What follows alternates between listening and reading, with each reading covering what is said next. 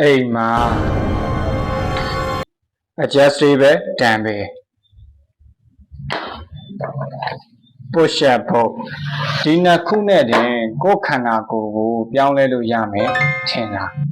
ကျွန်တော်ဒီနှစ်ခုနဲ့အိမ်မှာတင်လေ့ကျင့်မှာပဲဖြစ်ပါတယ်ဒီနေ့ကတော့ကျွန်တော်ရဲ့ day 1ပေါ့နော်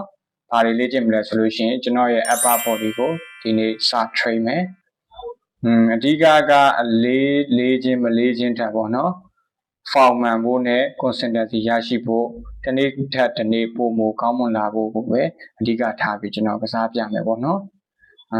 မိတ်ဆွေတို့ကျွန်တော်ရဲ့ audience တွေဖြစ်ဖြစ်စိတ်ပါဝင်စားလို့ရှိရင်ကျွန်တော်လည်းအတူတူလိုက်ပါကစားလို့ရပါတယ်လို့ဖိတ်ခေါ်လိုက်ပါတယ်ကဲဒါဆိုရင် let's go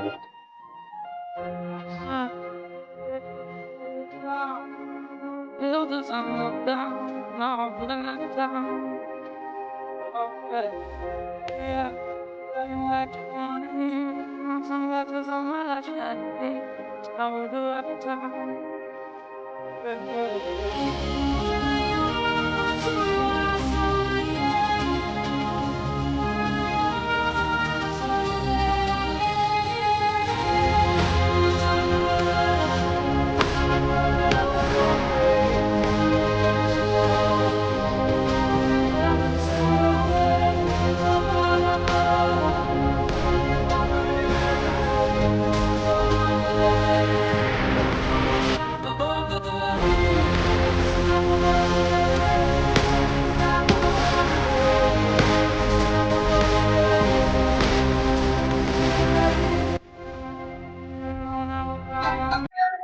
ဒါကတော့ကျွန်တော်ရဲ့ day 1ပဲဘယ်